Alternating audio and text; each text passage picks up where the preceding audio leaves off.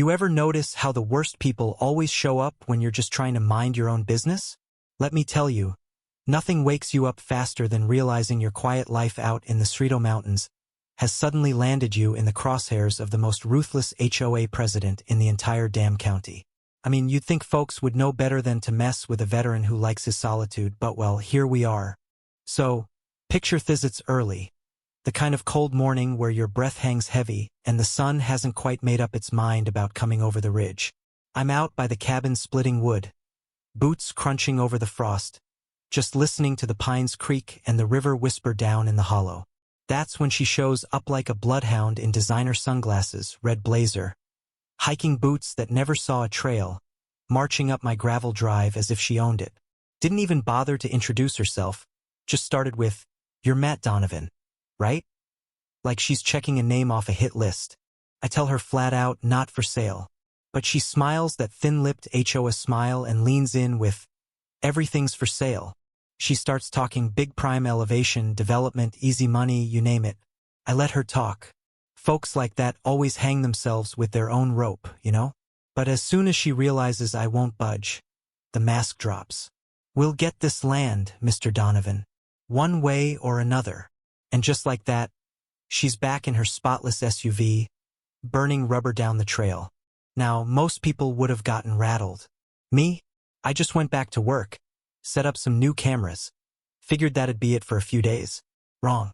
Next morning, before the coffee even finished brewing, a lifted black SUV comes roaring up like a freight train. Out steps Tank, her husband, built like a linebacker with all the subtlety of a wrecking ball. Doesn't waste time with pleasantries.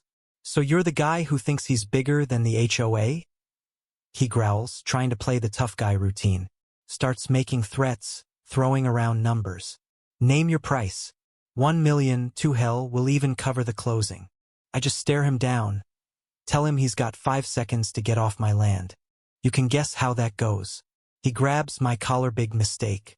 3 seconds later, he's eating gravel, sunglasses somewhere in the bushes. Me standing over him like I just swatted a fly. "Next time you touch me, it's gonna end a whole lot worse," I say, calm as a Sunday preacher. Tank stumbles back to his SUV, spits some empty threats, but I can see it in his eyes, never been put in his place like that. Of course, with people like Tank and Karen, when muscle doesn't work, they turn to paper. Suddenly, I'm getting letters, phony HOA ordinances, fake violations, the whole shebang. I toss the first one in the burn barrel, but not before scanning it to send to Tommy, old army buddy, now a lawyer who lives for this kind of suburban tyranny. Couple days later, a new county deputy shows up, green around the ears but polite enough. I give him the full file deed, maps, permits, taxes, everything tighter than a drum. He flips through, trying to square what he's been told with the facts. I even show him the footage, Tank getting dropped like a sack of potatoes, no threats, no weapons, just self-defense. He whistles, shakes his head, and says, "Well, that's not what they said happened." "Yeah, kid, it never is." Then comes the smear campaign.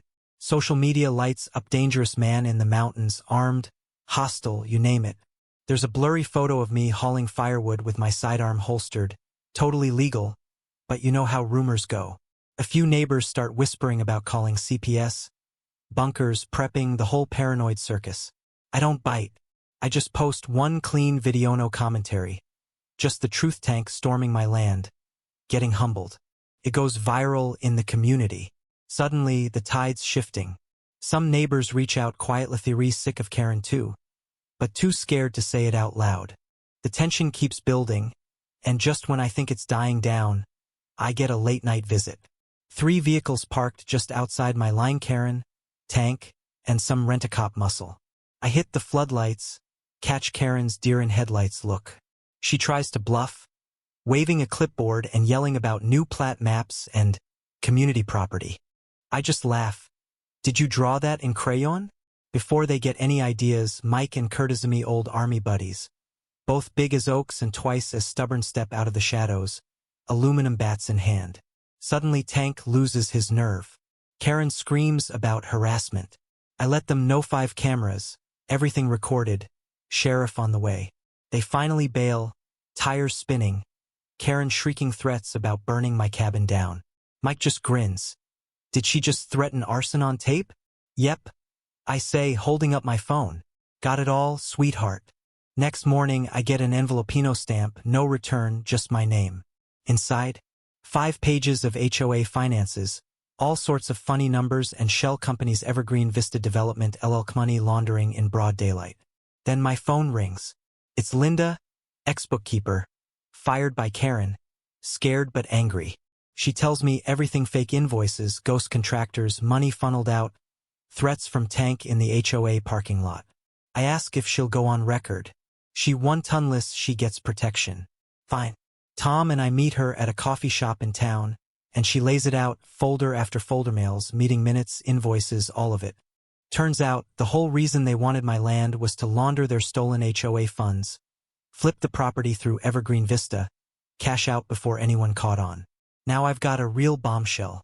We upload it all, call the state attorney general's office, and suddenly things are moving fast. Subpoenas, audits, even a drone over the HOA office catching Karen trying to snatch evidence from a state agent.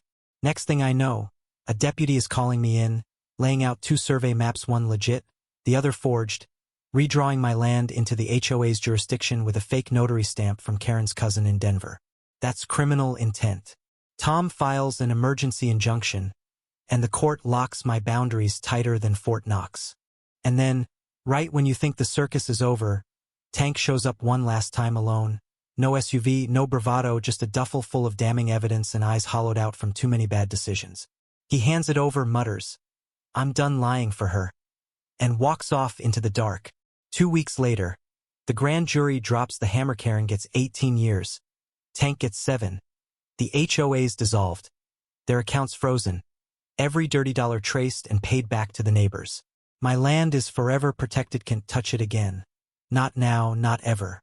After the dust settles, a few neighbors tip their hats. Most just keep quiet. The Cerrito Mountains, though, they don't care.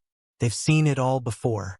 All the drama, the greed, the justice, just another storm that blows through and disappears into the trees. That's why I stay here. The mountains watch, but they don't judge. I like that. So yeah, sometimes I get hikers wandering up, curious if I'm that guy from the news. Most are friendly. I tell them stories if I'm in the mood, send the kids off with cocoa and point out where the wildflowers grow. Nights now are peaceful, my dogs, the wood stove, sometimes Mike and Curtis with a bottle of good scotch and old war stories under a sky so clear it hurts your eyes. Every now and then, I get a letter: county judge, permanent protection, my name etched into the record forever. The gate out front has a new sign, private property, entry forbidden by court order. Simple, honest, just like it should be. And Karen? She's probably swapping power suits for prison scrubs, wondering how it all went wrong. Tank's lifting weights behind bars, maybe figuring out what real strength looks like. The HOA? Gone, a cautionary tale for the next group of wannabe kingpins. And me? Still standing, still stubborn, still home. But here's what I want to know: where do you draw the line between defending what's yours and becoming the villain in someone else's story? When does justice become revenge? Drop a comment. Share your story if you've ever gone up against a bully with too much power. Let's hear about your fight, and maybe, just maybe, the next time the wind shifts in the mountains, it'll be on your side too.